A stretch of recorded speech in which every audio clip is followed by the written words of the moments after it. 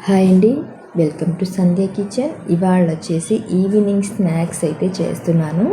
ఇవి ఎంతో హెల్తీగా బ్రెడ్ ఇంకా ఎగ్ ఇంకా రాగి పిండితో అయితే చేస్తున్నాను. టేస్ట్ కూడా చాలా బాగుంటాయి. సింపుల్గా ట్రై చేసి చూడండి. వేడివేడిగా తింటుంటే ఇంకా బాగుంటాయి. అయితే బ్రెడ్ 4 పీసులు తీసుకొని ఇలాగా సైడ్లు కట్ చేస్తున్నాను. నచ్చిన వాళ్ళు కట్ చేసుకోవచ్చు, నచ్చిన వాళ్ళు అంతే వేసుకోవచ్చు అండి మిక్సీలోకి. ఇప్పుడు ఒక మిక్సీ జార్ తీసుకొని మిక్సీలో అయితే వేసుకున్నాము. ఎక్కువ టైం పట్టదు. ఉరకాల అంటే మనకి మిక్సీలో వేయటం వల్ల మెత్తగా పొడిగా అయిపోతుంది, ఎక్కువ టైం పట్టదు. ఇదిగోనండి, ఈ విధంగా మిక్సీ అయితే పొడి పట్టుకోవాలి. ఇలా పొడి పట్టిన తర్వాత ఒక గిన్నెలోకి అయితే తీసుకున్నాము.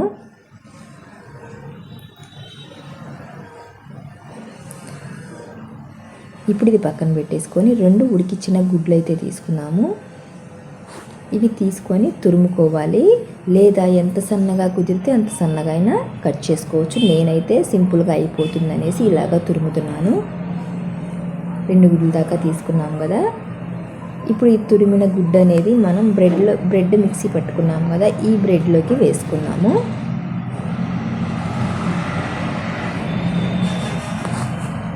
ఇలాగా వేసుకున్న తర్వాత ఇందులోకి కొంచెం సాల్ట్, ఎక్కువ పట్టదు, కొంచెమే వేసుకోవాలి. ఇప్పుడు ఒక 1/2 స్పూను జీలకర్ర పొడి వేసుకున్నాము. వెండిమిర్చి పొడి వేసుకున్నామండి. మిక్సీ పట్టింది, కచ్చాపచ్చాగా మిక్సీ పట్టింది ఒక 1/2 స్పూన్ వేసుకున్నాం. కారానికి తగ్గట్టు వేసుకోవాలి. ఒక 1/2 స్పూను ధనియాల పొడి, ఒక 1/2 స్పూను కసూరి మేతి వేస్తున్నాను.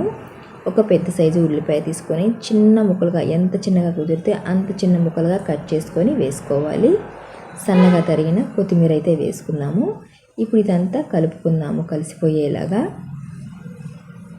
అయితే ఫ్రెండ్స్, నేను చేసే వీడియోస్ కనుక మీకు నచ్చినట్టయితే లైక్ చేయండి, సబ్స్క్రైబ్ చేయండి, కొంచెం సపోర్ట్ చేయండి. ఇప్పుడు ఇదంతా కలిసిపోయింది కదా. ఇప్పుడు ఇందులోకి కొంచెం నీళ్లు వేసుకొని కలుపుకుందాము. ఇందులోకి రాగి పిండి కూడా వేసుకోవాలండి. దీనికి బదులుగా మీరు రైస్ ఫ్లోర్ కూడా వేసుకోవచ్చు. నేనైతే రాగి పిండి అయితే వేస్తున్నాను. ఈ విధంగా కలుపుకున్నాం కదా. ఒక 2 స్పూన్ల దాకా రాగి పిండి వేసుకున్నాము. ఇప్పుడు ఇది కూడా కలిసిపోయేలాగా ఇంకొంచెం నీళ్లు వేసుకొని, ఎక్కువ నీళ్లు పట్టవు, కొంచెమే వేసుకోవాలి. నీళ్లు కూడా కలుపుకుంటా చూసుకొని నీళ్లు వేసుకోవాలి. ఇవి సరిపోతాయి, నేను వేసినట్టుగా అయితే నీళ్ళు అయితే సరిపోతాయి. ఇప్పుడు ఇదంతా కలిపేసుకున్నాము. ఒక ముద్దలాగా కలుపుకోవాలి. ఇలా కలుపుకున్నాం కదా. ఇప్పుడు మనకి ఏ షేప్ కావాలో ఆ షేప్లో అయితే చేసుకోవచ్చు. నేనేదో సింపుల్గా ఉంటుందని చేతితో ఇలాగా చేస్తున్నాను. మీకు నచ్చిన షేప్లో అయితే చేసుకోవచ్చు. రౌండ్గా చేసుకోవచ్చు, వడల్లాగా చేసుకోవచ్చు, ఎలాగైనా చేసుకోవచ్చు. నేనైతే ఈ విధంగా చేసి ఒక ప్లేట్లో అయితే పక్కన పెట్టేసుకున్నాము. ఇప్పుడు పక్కన గ్యాస్ ఆన్ చేసుకొని ఒక కడాయి పెట్టుకున్నాము. ఇందులోకి ఆయిల్ వేసుకొని, ఆయిల్ బాగా వేడైన తర్వాత సిమ్లో పెట్టుకొని ఇవైతే వేయించుకోవాలి. ఒకదాని తర్వాత ఒకటి వేసుకొని మొత్తం వేయించుకోవాలి. అటు ఇటు తిప్పుకుంటా సిమ్లో పెట్టి బాగా వేయించుకోవాలి. అప్పుడే లోపలి దాకా బాగా వేగుతాయి.